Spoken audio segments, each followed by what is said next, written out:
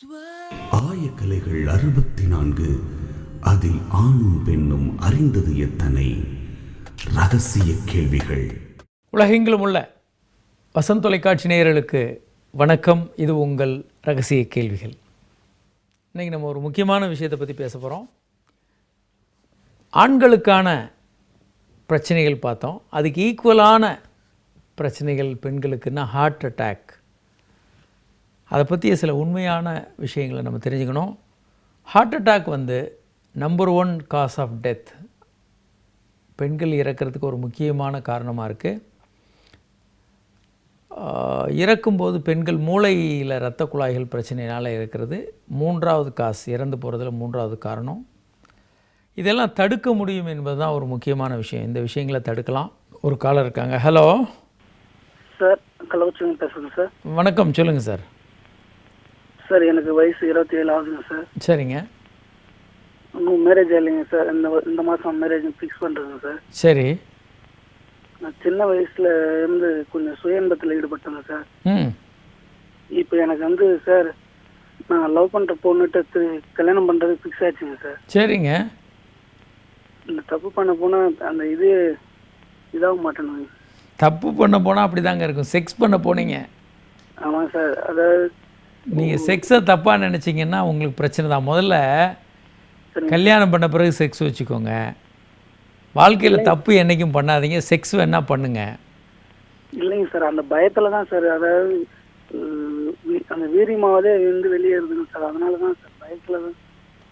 சரி, உங்களுக்கு நான் என்ன பண்ணணும் சொல்லுங்கள். என்ன சந்தேகம்? அதான் சார், இது என்ன பிரச்சனை தெரியலைங்க சார். நேரடியாக ட்ரீட்மெண்ட் சீக்கிரம் வெளியேறதை தடுக்க முடியுங்க.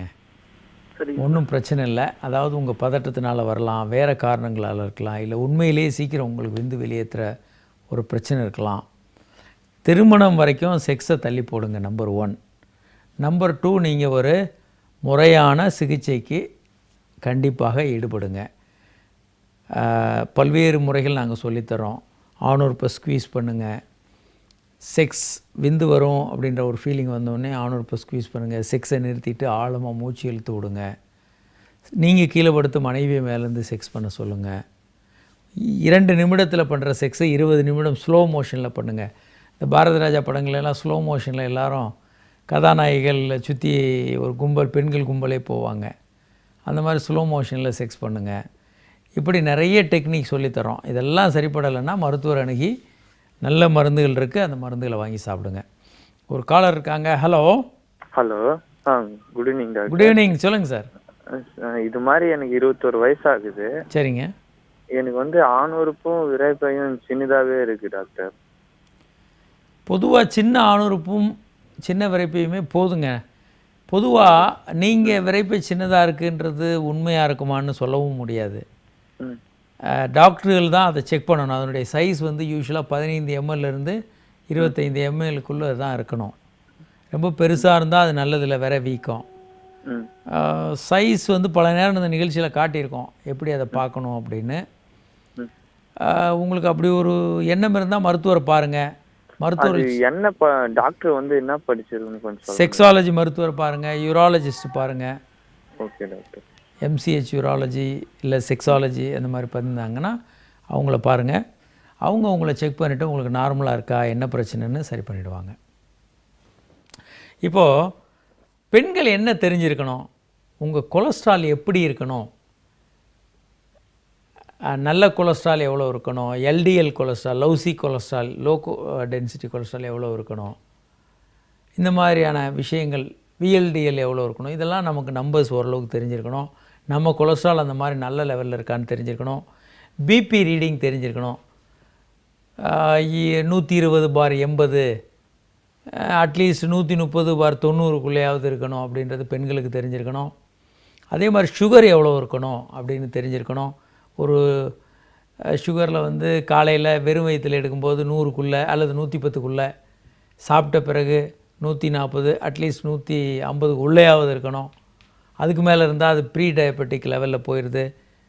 அதே மாதிரி A1C, ஹீமோக்ளோபின் A1C 7க்கு கீழே இருக்கணும். 6 இருந்தால் நல்லது. இந்த மாதிரியான விஷயங்கள் நம்ம எல்லோருக்கும் தெரிஞ்சிருக்கணும். அது அட்லீஸ்ட் நம்ம வாசகர்கள் எல்லாருக்கும் போது தெரிந்திருக்கணும். கொலஸ்ட்ரால் பற்றி தெரிஞ்சுங்க, பிபி தெரிஞ்சுக்கங்க, சுகர் தெரிஞ்சுக்கோங்க. ஆரோக்கியமாக வாழ்கிறதுக்கு இதெல்லாம் அறிகுறி. அதே மாதிரி 3 கிளாஸில் பெண்களை நம்ம கொண்டு வரலாம். ஒன்று low risk group, moderate risk group, அதிகமான ரிஸ்க் உள்ளவங்க. யாருன்னு நம்ம பார்ப்போம். அதுக்கு முன்னால் ஒரு காலர் பார்த்துருவோம். ஹலோ சார் வணக்கம் சார், ஈரோட்லேருந்து பேசுகிறேங்க. வணக்கம், உங்கள் பேர் என்ன சார்? குமாருங்க. குமார், சொல்லுங்கள் சார். இந்த விந்து சீக்கிரமாக வெளியே வர பிரச்சனை இருக்குங்க சார். சரி, இதே நீங்கள் இந்த நிகழ்ச்சிகள் பார்த்து நீங்கள் ஒரு தடவை சொன்னீங்க இந்த மாதிரி நிறையா இது இருக்குது, இந்த மாதிரி பண்ணலான்னு சொல்லி நிறையா பார்த்துட்டு இருக்கிறேங்க. அந்த இதெல்லாம் பண்ணுறீங்களா? இல்லை, அது எங்களுக்கு உடன்பு அப்படி நீங்கள் சொல்கிற மாதிரி ஒன்று அவங்க ஒய்ஃபுக்கு உடன்பாடு இல்லைங்க. அதாவது எப்படின்னா அவங்க கீழேயும் நான் மேலே இருக்கிற மாதிரி தான் உடன்பாடாக இருக்குது.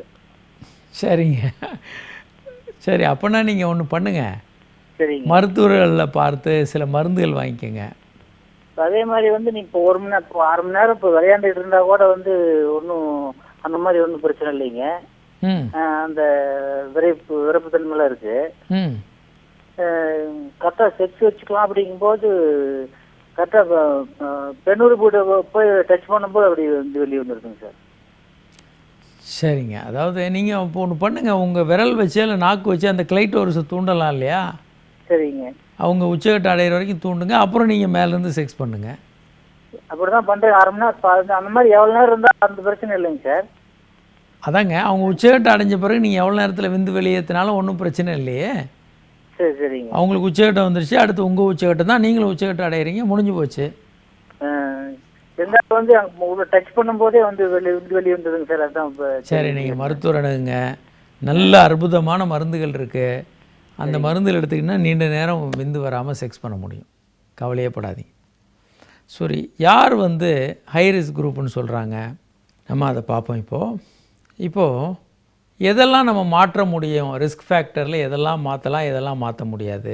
வயதை மாற்ற முடியாது, பெண் ஆண் அப்படின்றத மாற்ற முடியாது. நம்ம குடும்பத்தில் ஒருத்தருக்கு ஹார்ட் அட்டாக் வந்ததுன்னா அதை மாற்ற முடியாது. எதெல்லாம் மாற்றலாம்? மன அழுத்தம் இல்லாமல் வாழ முடியும்.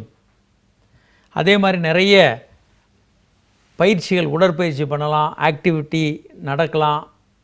ஒரே இடத்துல தேமேன்னு உட்காந்து ரிமோட்டை கையில் வச்சுக்கிட்டு இருக்கிறதுக்கு பதிலாக ஆக்டிவிட்டீஸ். பிபி இருந்தால் வராமல் தடுக்கலாம், வந்தால் கண்ட்ரோல் பண்ணிக்கோங்க நல்ல மருந்துகள் எடுத்து. குண்டாகாதீங்க, வெயிட் ஏறும்போதே கவனமாக இருங்க. சர்க்கரை வந்தால் வராமல் தடுங்க, வந்தால் கண்ட்ரோல் பண்ணிக்கோங்க. கொலஸ்ட்ரால் நிறைய சாப்பிடாதீங்க, அது இருந்தால் அதை சரி பண்ணிக்கோங்க. ஸ்மோக்கிங் நிறுத்துங்க. நல்ல உணவை சாப்பிடுங்க, ஆரோக்கியமான உணவை சாப்பிடுங்க. கொலஸ்ட்ரால், கொழுப்பு நிறைந்த உணவுகளை தவிர்க்க வேண்டும். சரி, யாருக்கெல்லாம் ஹை ரிஸ்க் இருக்குது? முன்னால் ஒரு முறை ஹார்ட் அட்டாக் வந்திருக்கு அப்படின்னா அவங்களுக்கு ஹை ரிஸ்க். அதே மாதிரி நெஞ்சு வலி இருக்கிறவங்க, சர்க்கரை இருக்கிறவங்க, கிட்னி ப்ராப்ளம் இருக்கிறவங்களாம் high risk group. Moderate risk group யார்? கொஞ்சம் சர்க்கரை, கொஞ்சம் ஸ்மோக்கிங் இருக்காங்க, பிபி இருக்குது, ஃபேமிலியில் யாருக்கோ ஒருத்தருக்கு ஹார்ட் அட்டாக் வந்திருக்கு, இவங்கெல்லாம் இதில் ஏதாவது ஒன்று இருந்தாலே அது மாட்ரேட் ரிஸ்க்கு. அதே மாதிரி குண்டாக இருக்கிறவங்க, பிபி இருக்கிறவங்க, இதெல்லாம் இருந்தால் இவங்கள மாட்ரேட் குரூப்பு. லோ ரிஸ்க்குன்னு யார் சொல்லுவாங்க?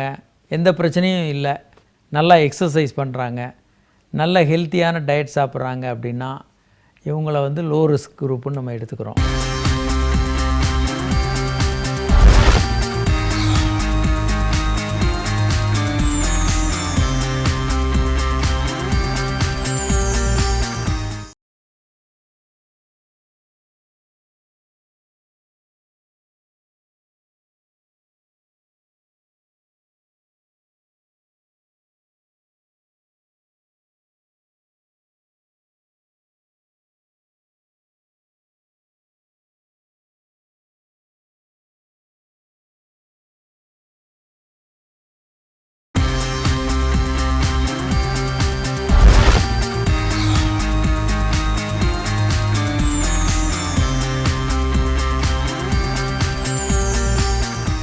காலர் இருக்காங்க. ஹலோ. ஹலோ சார், வணக்கம். யார் எங்கேருந்து பேசுகிறீங்க சார்? வேலூர்லேருந்து கார்த்தி பேசுகிறேன் சார். சொல்லுங்கள் சார், சொல்லுங்கள் சார். சார், இந்த கை பழக்கனால என்ன பிரச்சனை வருமா சார்? ரொம்ப அது பண்ணால் கூட வலிக்குது சார் அந்த இடம். நீங்கள் ரொம்ப அழுத்தி பண்ண வேண்டாங்க. சுய இன்பம் பண்ணுறது தப்பு இல்லை, ஆனால் வலிக்கிற அளவுக்கு பண்ண வேண்டியதில்லை. அதில் நீங்கள் ஜெல் வேணால் யூஸ் பண்ணிக்கோங்க. சுயன்மம் பண்ணும்போது ஆணுறுப்பில் போடக்கூட கொஞ்சம் ஆயில் யூஸ் பண்ணலாம். இல்லை அதுக்குன்னு சில ஜெல்லெல்லாம் விற்கிது. எல்வி ஃபெயின் ஜெல், விஎல்ஜி ஜெல், அதே மாதிரி லூபிக் ஜெல்லுன்னெலாம் நிறைய விற்கிது. இதெல்லாம் யூஸ் பண்ணலாம். அடுத்து இப்போ நம்ம வந்து ஹை ப்ரெஷர் ஒருத்தருக்கு இருக்குது. இந்த ப்ரெஷரை வந்து சைலண்ட் கில்லர்னு சொல்லுவோம். சைலண்ட்டாக இருக்கும், ஆனால் இந்த பீப்புள் வந்து இறந்து போகிறதுக்கு வாய்ப்பு இருக்குது. கிட்னி நோய் வரலாம், மூளையில் பிரச்சனை வரலாம், இப்படி பல பிரச்சனைகள் உங்களுக்கு வரலாம். High risk. இவங்களுக்கு நல்ல கரெக்டான பிபி இருக்கிறவங்கன்னா 120/80 இருந்தால் நல்லா இருக்குதுன்னு அர்த்தம். ஹைப்பர் டென்ஷன் கொஞ்சம் அதிகமாக, ஒரு ஹைப்பர் டென்ஷன் வர்றதுக்கு முன்னால் 89/139/89னா ஹைப்பர் டென்ஷன் வரப்போகுது. 180க்கு மேலே 90க்கு மேலேன்னா ஹைப்பர் டென்ஷன் இருக்குது அப்படின்னு நம்ம எடுத்துக்கலாம். ஒரு காலர் இருக்காங்க. ஹலோ. ஹலோ, வணக்கம். யார் எங்கேருந்து பேசுகிறீங்க சார்? சார் நான் பேர் ராஜேஷ் சார், மதுரையிலேருந்து பேசுகிறோம். சொல்லுங்கள் ராஜேஷ். வயசு வந்து 23 சார். சரிங்க. அதாவது எனக்கு வந்து முன்னாடி ஸ்டோன் இருந்துச்சு, ஸ்டோன் வெளியேறிச்சு. ஹலோ, சொல்லுங்கள், கேட்டுட்டு இருக்கேன் ராஜேஷ். ஸ்டோன் வெளியேறிச்சு சார், ஆனால் பெயின் வந்து விட்டுருச்சு. இப்போ சப்போஸ் நான் வந்து லவ் பண்ணுறேன், நான் ஒரு அந்த பொண்ணு கூட வெளியே போகும்போதெல்லாம் எனக்கு வந்து அந்த பெயின் மென்ஸ் எரெக்ஷன் வரனால பெயின் அடிக்கடி வந்துட்டே இருக்கு சார். அது விரையில பெயின் வருதா? விரையில பெயின் வரும். ஆமாம் சார், அங்கே பெயின் வருது. அந்த பெயின் ஸ்டோன்னால் வர்றது இல்லைங்க. நீங்கள் செக்ஸ் பண்ணக்கூடிய வாய்ப்புள்ள பெண்ணோட அருகில் இருக்கும்போது விரைப்புத்தன்மை வந்துடும். விரைப்புத்தன்மை வரும்போது நீங்கள் செக்ஸுக்கு ரெடி ஆகிட்டீங்கன்னு நினச்சிக்கிட்டு விந்து பைகள் வந்து மேலே தூக்கப்படும். டார்டஸ் மசில்னு இருக்குது, அது மேலே தூக்கும் 2 விரைப்பையும். இந்த நிலையில் கொஞ்ச நேரம் இருந்தால் ஒன்றும் பண்ணாது. நீண்ட நேரம் இருந்தீங்கன்னா அந்த பைகள் வலிக்க ஆரம்பிச்சு பெசையப்பட்டு விரையில் கடுமையாக வலி இருக்கும், கடுமையான வலி இருக்கும். சிலர் தாங்க முடியாத வலி வரலாம். அந்த பெயினே அரண்டுருவாங்க, அந்த பெண்ணே மிரண்டுருவாங்க, என்னவோ ஆயிடுச்சுன்னு சில நேரத்தில். அல்லது ரொம்ப சிவியரான பெயின் வந்துடும். அது வீட்டுக்கு வந்த பிறகு நீண்ட நேரம் கூட அந்த பெயின் கண்டினியூ ஆகும். அப்புறம் இது வந்து வேறு காரணம். இதுக்கும் ஸ்டோனுக்கும் சம்மந்தம் இல்லை. இது வந்து எக்ஸைட்டட் லெவலில் நீங்கள் இருக்கிறீங்கன்னு அர்த்தம். இதை பற்றி கவலைப்பட வேண்டாங்க. இந்த மாதிரி நீங்கள் நீண்ட நேரம் ரொம்ப நெருக்கமாக இருந்தால் தான் வரும். ஒரு ஃப்ரெண்டு கூட பேசுகிற மாதிரி பேசினா வராது. நீங்கள் அந்த பொண்ணை தொட்டுக்கிட்டு சில்மிசம் பண்ணிக்கிட்டு இருந்தால் தான் வரும். அதனால் எக்ஸைட்டட் லெவலில் இருக்கீங்கன்னு அர்த்தமே தவிர வேறு ஒன்றும் பிரச்சனை இல்லைங்க, கவலைப்படாதீங்க. இந்த பிபி அதிகமாக இருந்ததுன்னா என்னென்ன காரணங்கள், என்னென்ன பிரச்சனை வரலாம்? ஒன்று வந்து மூளையில் வந்து ஸ்ட்ரோக் வரலாம் 40% பேருக்கு, ஹார்ட் அட்டாக் 25% பேர், கார்டியாக் ஃபெயிலியர் 50% பேருக்கு வரலாம். ஒரு காலர் இருக்காங்க. ஹலோ. ஹலோ, வணக்கம் சார். Doctor Kamaraj sir. வணக்கம், சொல்லுங்கள் சார். சார் வேலூர்லேருந்து சுரேஷ் பேசுகிறேன். சுரேஷ் சொல்லுங்கள் சார். எங்கள் மேரேஜ் 6 மாதம் ஆகுது. ஓகே. அது செக்ஸில் கொஞ்சம் இது விருப்பத்தன்மை கம்மியாக வருது. செக்ஸில் கம்மியாக இருக்குது விருப்பத்தன்மை. நீங்கள் ஒரு மருத்துவர் அணுகுங்க. இது என்ன காரணம்னு பார்த்து சரி பண்ணணும் கண்டிப்பாக. ஆனால் படங்கள் அந்த மாதிரி பார்த்தோம்னா விரைப்பு நல்லா வருது சார். இல்லை, இப்போ உங்கள் மனைவி, உங்களுக்கு குழந்தை இருக்கா? இல்லை சார். கல்யாணம் எவ்வளோ நாள் ஆச்சு? அது 1 year ஆகும் சார். ஆணுறுப்பு முழுமையாக அவ்வளோ போய் நார்மலாக செக்ஸ் பண்ணுறீங்க? இல்லை சார், சரியா 1 year நல்லா செக்ஸ் பண்ணலையா? சார், அது உள்ளதான் இது வந்து அன்கன்சுமேட்டட் மேரேஜுங்க. நீங்கள் இன்னும் சரியாகவே செக்ஸ் பண்ணலன்னு அர்த்தம். நீங்களும் உங்கள் மனைவியும் சேர்ந்து ஒரு செக்ஸாலஜி மருத்துவர் அணுகுங்க. இதை சரி பண்ணி கொடுத்துருவாங்க, 4 நாளில் சரி பண்ணிவிடுவாங்க. அதுக்கப்புறம் நீங்கள் குழந்தையும் பெற்றுக்குவீங்க. முதல்ல டாக்டரை பாருங்கள். இதில் முற்றிலுமாக இதை சரி பண்ண முடியும். நீங்கள் இப்படி இது வந்து ஆண்மை குறைவல்ல, இது வந்து ஒரு வேறு பிரச்சனை. இதை 2 பேரையும் செக் பண்ணி 2 பேரையும் சரி பண்ணி ஒரு குழந்தை நீங்கள் வந்து நார்மலாக செக்ஸாக பண்ணி ஆக்கிடுவாங்க. அதுக்கப்புறம் நீங்கள் குழந்தை பெற்றுக்கலாம், ஒரு பிரச்சனை. சொல்லுங்கள் சார். அவங்களுக்கு ஆண்களுக்கு இருக்க மாதிரி அக்குள் போயிட்ட முடி இருக்கு, அது நேச்சுரலாக அது எல்லாருக்கும் இருக்கும், பெண்களுக்கும் ஆண்களுக்கும் இருக்கும். அந்த பாருங்கள், ஆணுக்கும் பெண்ணுக்கும் உள்ள வித்தியாசம் வந்து உறுப்புக்களில் வித்தியாசம். மற்ற மூளை உடம்பு எல்லாம் ஒரே மாதிரி தான். அவங்களுக்கும் அக்குள்லையும் இருக்கும், பெண் உறுப்பை சுற்றி இருக்கும், எல்லா இடங்களையும் முடி இருக்கும். இது நார்மல், கவலையப்படாதீங்க. சரி, இப்போது ஒரு பெண்களுக்கான ஹெல்த்தி ஹேபிட் என்ன? ஒரு 30 நிமிடம் ஒவ்வொரு பெண்ணும் நடக்கணும், நடைப்பயிற்சி பண்ணணும். அது முக்கியம். இப்போ நம்ம வீட்டில் சமையல் பண்ணிவிட்டு பெண்களுக்கு நேரமே இருக்கிறதில்ல, ஆனால் கண்டிப்பாக அவங்க வாக் பண்ணணும். குண்டாகிறத தவிருங்க. வெயிட் ஏறினானா உடனே உஷாராயிடுங்க. அதே மாதிரி உப்பே சேர்க்காதீங்க உங்கள் உணவில். ஊறுகாய் வச்சுக்காதீங்க, டேபிளில் ஊறுகாய் வைக்காதீங்க, ஊறுகாய் தயார் பண்ணாதீங்க. அதே மாதிரி அப்பளம் சேர்க்காதீங்க. அதே மாதிரி கருவாடு ரொம்ப சேர்க்காதீங்க. கொழுப்பை குறைந்த பழங்கள் காய்கறிகள் நிறைய சாப்பிடுங்க. பிரச்சனைகள் வந்தால் மெடிசின் சாப்பிடுங்க. நோயை கண்ட்ரோல் பண்ணிக்கோங்க. பிபியை கண்ட்ரோல் பண்ணுறதில்ல, குண்டாகிறது, அதே மாதிரி சர்க்கரை இருந்தால் சரியாக சாப்பிட்றதில்ல, மாத்திரை அப்படியெல்லாம் இருக்கக்கூடாது. அதே மாதிரி கொலஸ்ட்ரால் எப்படி சரி பண்ணுறது? கொலஸ்ட்ரால் வேரியஸ் டைப்ஸ் இருக்குது. உங்கள் மருத்துவரை கன்சல்ட் பண்ணி கரெக்டான லெவலில் கொலஸ்ட்ராலை மெயின்டைன் பண்ணணும். அது ரொம்ப ரொம்ப ஒரு முக்கியமான விஷயம். சரி, இப்போது டைப் 2 டயபெட்டிஸ் எடுத்துக்கிட்டோன்னா 50%, 10 வருடங்களில் 50% பெண்களுக்கு இன்க்ரீஸ் ஆகிருக்கு சர்க்கரை வியாதி. ஒரு சர்க்கரை வந்த பெண்ணுக்கு 5 மடங்கு 4-5 மடங்கு இருதய நோய், ஹார்ட் அட்டாக் வர்றதுக்கு வாய்ப்பு அதிகம். பெண்களுக்கு சர்க்கரை நோய் இருந்தால் பிபி இல்லாமல் பார்த்துக்கோங்க, கொலஸ்ட்ரால் குறைச்சிக்கோங்க, ஸ்மோக்கிங் எதுவும் தொடாதீங்க. இதெல்லாம் ரொம்ப ரொம்ப முக்கியமான விஷயம். வெறும் வயிற்றில் சுகர் 100க்கு கீழே வச்சுக்கோங்க. ஃபாஸ்டிங் காலையில் இருந்தவுடனே சுகர் 100 கீழே வச்சுக்கோங்க.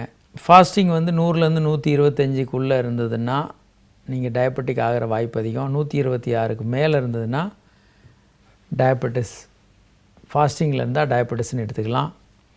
இதை தடுக்க முடியும், அல்லது இதனால் வரக்கூடிய கண்ட்ரோல், டயபெட்டிஸ் நோயை தடுக்க முடியும்.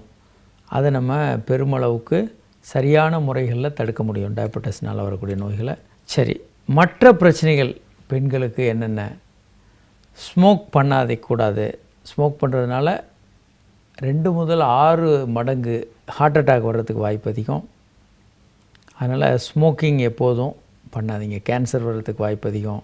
பல்வேறு பிரச்சனைகள் வரலாம். அதனால் ஸ்மோக்கிங், ஆண்களும் பெண்களுமே ஸ்மோக்கிங் பண்ணக்கூடாது.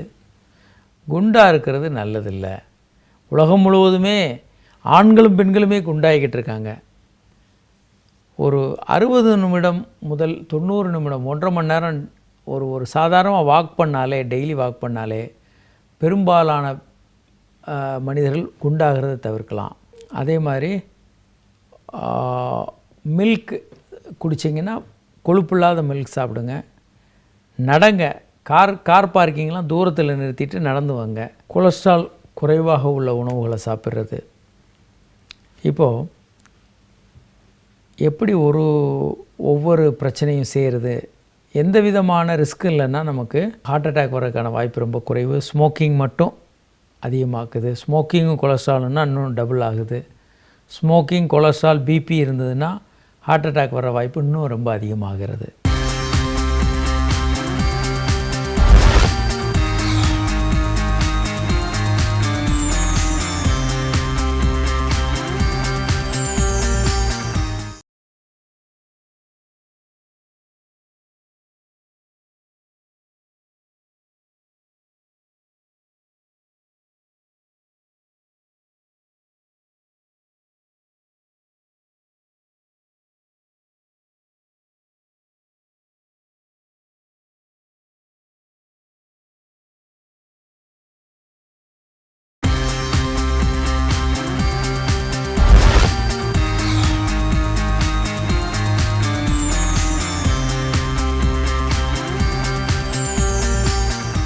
ஒரு காலர். ஹலோ. வணக்கம். யார் எங்கேருந்து பேசுகிறீங்க சார்? சார் சித்திக் சார், திருநெல்வேலியிலேருந்து பேசுகிறேன் சார். சொல்லுங்கள் சித்திக். சார், என் ஒய்ஃபுக்கு எனக்கு மேரேஜ் ஆகி எனக்கு 1.5 years ஆகுது சார். சரிங்க. 1.5 years ஆகுது. இப்போ அவங்களுக்கு பிசிஓடி இருக்குது அவங்களுக்கு. சரிங்க. ஆக்சுவலாக இப்போ டேட்டு நெக்ஸ்ட் டே வரப்போகுது. இப்போ கன்ஃபார்ம் பண்ணுற ஸ்டேஜில் என்னென்ன சிம்டம்ஸ்லாம் இருக்குது சார் அதில்? எதுலங்க? இப்போ ஆக்சுவலாக இப்போ நெக்ஸ்ட் டே பீரியட் ஸ்டார்ட் ஆக போகுது. குழந்தைக்கு ட்ரை பண்ணிட்டு இருக்கோம் சார். சரிங்க. குழந்தைக்கு ட்ரை பண்ணிட்டு இருக்கோம். இப்போ நெக்ஸ்ட் டே 28th டே ஆகுது. கன்ஃபார்ம் ஆகிறதுக்கு ரெடியாக இருக்குது. ஆனால் அந்த டயத்தில் வந்து பேக் பெயின் ரொம்ப அதிகமாக இருக்குது, கை கால் உளைச்சலாக இருக்குது, அப்புறம் அடிவேறு ஒரு மாதிரியே வலி இருக்கிற மாதிரி சொல்கிறாங்க. அது எதுக்கான சிம்டம்ஸு, அது பாசிட்டிவ்க்கான சிம்டம்ஸா இல்லை நெக்ஸ்ட் பீரியட்ஸ் வரதுக்கான சிம்டம்ஸான்னு தெரியல. எல்லாம் இந்த மாதிரி ஜோசியெல்லாம் வேண்டாங்க. சரி, நீங்கள் ஒன்றும் பண்ணுங்கள், பீரியட்ஸ் டேட்டு வர வரைக்கும் வெயிட் பண்ணுங்கள். சரி தள்ளி போச்சுன்னா யூரின் டெஸ்ட் பண்ணுங்கள். சரி, தள்ளி போகிறது பிரச்சனை இல்லை. ஆனால் அதில் வந்து இந்த மாதிரி சொல்கிறாங்க, அதுக்கு தான். அது ஏன் பதட்டப்படுறீங்க? சில நேரம் 2 பீரியட்ஸ் வர்றதாகவும் இருக்கலாம். ப்ரெக்னென்சிக்கு இந்த மாதிரி சிம்டம்ஸ் வரணும்னு அவசியம் இல்லைங்க. நீங்கள் இதை பற்றிலாம் கவலைப்படாதீங்க. சரி, ஜோசியம் மாதிரி இதெல்லாம் நம்ம இப்பயே எடுத்துக்கிட்டு பதட்டப்பட வேண்டாம். சரி. பீரியட்ஸு இன்னைக்கு வரணும் அப்படின்னா இன்னைக்கு வரல, 2-3 நாள் தள்ளி போயிருந்தா ஒரு யூரின் டெஸ்ட் வாங்கி பண்ணுங்கள். சரி, ஒரு யூரின் டெஸ்ட்டில் பாசிட்டிவாக வந்ததுன்னா அடுத்து ஒரு ஸ்கேன் பண்ணுங்கள். சரி, ஸ்கேனில் பாசிட்டிவாக இருந்தால் டிக்ளேர் பண்ணிக்கோங்க கன்சீவ் ஆகிட்டாங்கன்னு. சரி, சரி. நம்ம இந்த மாதிரி உடம்பு வலிக்கிறதெல்லாம் ப்ரெக்னென்சிக்கான அறிகுறின்னு எடுத்துக்கக்கூடாது. சரி, சரி. ப்ரெக்னென்சிக்கான அறிகுறி அதெல்லாம் இல்லைங்க. எந்த ஒரு சிம்டம்ஸுமே இருக்காது இந்த மாதிரி. ப்ரெக்னென்சி ரொம்ப ஆரம்பத்தில் எந்த சிம்டம்ஸும் இருக்காது. ப்ரெக்னென்சி கொஞ்சம் நாளான பிறகு தான் வாமிட்டிங், தலை சுத்தல் இந்த மாதிரி ஏதாவது இருக்கலாம். ப்ரெக்னென்சி அந்த கரு வந்து அப்போ கண்ணுக்கு தெரியாத சின்ன இதாக இருக்கும். மிகப்பெரிய சிம்டம் சைன்ஸ் எதுவும் இருக்காது. கொஞ்சம் கரு வளர்ந்த பிறகு தான் நிறைய முறை யூரின் போகிறது, பல்வேறு சிம்டம் சின்னதாக தெரிய ஆரம்பிக்கும். அதை தான் சொல்லலாம். ப்ரெக்னென்சி தீட்டு தள்ளி போகிறதுக்கு முன்னாலே ஒன்றும் அறிகுறி இருக்கவே இருக்காது, கவலையப்படாதீங்க. அதனால் கால் வலிக்கிறது, முதுகு வலிக்கிறதெல்லாம் ப்ரெக்னென்சியினுடைய அறிகுறியாக எடுத்துக்கொள்ள முடியாது. சரி, இப்போ எக்ஸசைஸ் இந்த பெண்களுக்கு எப்படி உதவியது? பிபியை குறைக்குது, சர்க்கரையை குறைக்குது, கொலஸ்ட்ராலை குறைக்குது, வெயிட் அதிகமாகாமல் தடுக்குது, மன அழுத்தத்தை குறைக்கிறது, போன் எலும்புகளை வலுவாக்குகிறது. சரி, இப்போ நிறைய விஷயங்கள் நம்ம பேசியிருக்கோம். இப்போது ஒரு ஹார்ட் அட்டாக் வர்றதை எப்படி ஒரு பெண் அறிந்து கொள்வது? முதல்ல நமக்கு ஹார்ட் அட்டாக்குடைய சிம்டம்ஸு தெரிஞ்சிருக்கணும். வருது அப்படின்னா நமக்கு அதை பற்றி தெரிந்து கொண்டு சேஃபாக எப்படி அந்த நோயிலிருந்து வெளியே வர்றதுன்னு கண்டுபிடிக்கணும். இது வந்து சினிமா படங்களை காட்டுற மாதிரி அப்படியே சிவாஜி கணேசன் நெஞ்சை பிடிச்சிக்கிட்டே அப்படி கதற மாதிரிலாம் வரணும்னு அவசியம் இல்லை. ரொம்ப எளிமையாக வரலாம். ரொம்ப முதுகு வலி, லேசாக முதுகில் வலிக்கிற மாதிரி இருக்கலாம், லேசாக வேர்த்து கொட்டலாம், சில நேரம் கடுமையான வலி வரலாம், சில நேரம் ரொம்ப லேசான வலி வரலாம். ஸோ இந்த மாதிரியான விஷயங்களை உடனடியாக நம்ம உதவியை அழைக்க வேண்டும். அதே மாதிரி ஒரு மூளை இரத்த கசிவு இல்லை இரத்த கிளாட் வந்து எப்படி தெரியும்? ஒரு பக்கம் நம்னஸ், வீக்னஸ், ஒரு கை நம்மாக இருக்கும், வீக்காக இருக்கும், வேலை செய்ய முடியாது. ஒரு பாடியில் ஒரு பாதி பகுதி வந்து வித்தியாசமாக தெரியும். பேச்சு வந்து குளறலாம். அதே மாதிரி கண் பார்வையில் பிரச்சனை வரலாம், தலை சுத்தல் இருக்கலாம், கடுமையான தலைவலி வரலாம். இதெல்லாம் வந்து பிரெயின் ஸ்ட்ரோக்குன்னு அர்த்தம். இது வந்து இமீடியட்டாக மருத்துவர்கள் அணுகணும், ரொம்ப டிலே பண்ணாமல் பண்ணலாம். இது நம்ம ஃபேமிலி மெம்பர்ஸுக்கும் தெரிஞ்சிருக்கணும் என்னென்ன சிம்டம்ஸ் வரும் அப்படின்னு. சில நேரம் முதுகு வலினோடனே எக்ஸசைஸ் பண்ணுங்கன்னு சொல்லிட்டு இருப்பாங்க. அது வந்து ஹார்ட் அட்டாக்காக இருக்கும். ஹார்ட் அட்டாக் அப்போ எக்ஸசைஸ் பண்ணிங்கன்னா அது அக்ரவேட் ஆகும். சரி, ஹார்ட் அட்டாக்கினுடைய சிம்டம்ஸ் என்னென்ன இருக்கும் அப்படின்றத நமக்கு கண்டிப்பாக தெரிஞ்சுக்கணும். இன்றைக்கி நம்ம தெரிஞ்சிக்க வேண்டிய விஷயங்களை சுருக்கி சொன்னால், ஹார்ட் அட்டாக்கினுடைய சிம்டம் சைன்ஸ் தெரிஞ்சிருக்கணும். ரிஸ்க் ஃபேக்டர் என்னென்னலாம் ரிஸ்க் நம்ம பார்த்தோம். ஹைப்பர் டென்ஷன், இரத்த கொதிப்பு, சர்க்கரை வியாதி, ஸ்மோக்கிங், அதே மாதிரி கொழுப்பு அதிகமாக இருக்கிறது, மன அழுத்தம், இதெல்லாம் ரிஸ்க் ஃபேக்டர்னு பார்த்தோம். இதெல்லாம் இல்லாமல் இருக்கணும். அதே போல் ஸ்மோக்கிங், புகையிலை போடுறது எல்லாத்தையும் தவிர்க்கணும். பிபி, கொலஸ்ட்ரால்லாம் ரெகுலராக செக் பண்ணிக்கணும். அதே போல் இந்த மாதிரி ஏதாவது சர்க்கரை நோய், ஏதாவது ஒரு நோய் இருந்தால் அதை சரி பண்ணிக்கோங்க. பல டிவிக்களில், பல ஷோக்களில் வந்து இந்த மாதிரி செக் பண்ணுறதே ஏமாற்று வேலைன்ற மாதிரி சொல்கிறாங்க. அதெல்லாம் தவறு. இன்றைக்கு வந்து நம்ம நிறைய சம்பாதிக்கிறோம். சினிமா படங்களுக்கும் பல விஷயங்களுக்கும் செலவு பண்ணுறோம், ஹோட்டலுக்கும் நிறைய செலவு பண்ணுறோம். ஆனால் அதில் ஒரு சிறிய பகுதியை நம்ம செக் பண்ணுறதுக்கு கண்டிப்பாக செலவு பண்ணோம். நம்ம உடம்புக்கு செக் பண்ணுறதுக்கு செலவு பண்ணுறத வந்து ஏதோ வேஸ்ட்டு, ஆனால் சாப்பிட்றதுக்கு சினிமா பார்க்குறது செலவு பண்ணால் அதெல்லாம் யூஸ்ஃபுல் நம்ம நினச்சிக்கிட்டு இருக்கோம். இது வந்து தவறானது. இதை ரிவர்ஸாக பார்க்கணும். ஹெல்த்துக்கு செலவு பண்ணுறது உபயோகமான விஷயம். ஹோட்டல்லையும் தியேட்டர்களையும் செலவு பண்ணுறதை குறைக்கிறது தான் சரியான விஷயம். நல்ல எக்ஸசைஸ் பண்ணுங்கள். ஒரு ஆரோக்கியமான உணவு எடுத்துங்க. இன்றைக்கி நிகழ்ச்சியில் நம்ம கற்றுக்கொண்ட விஷயங்களே தான். இன்று இந்த நிகழ்ச்சியில் பங்கு பெற இயலாத வாசகர்கள் உங்கள் கேள்வியில் எங்களுக்கு SMS மூலமாக அனுப்பலாம். 7810077788 என்ற எண்ணுக்கோ 7305577888 என்ற எண்ணுக்கோ உங்கள் கேள்விகளை எங்களுக்கு SMS மூலமாக அனுப்பலாம். அல்லது hi@drkamarajhospital.com என்ற மின்னஞ்சல் முகவரிக்கு உங்களுடைய கேள்விகளை எங்களுக்கு மின்னஞ்சல் அனுப்பலாம். மீண்டும் நாளை சந்திப்போம். வணக்கம்.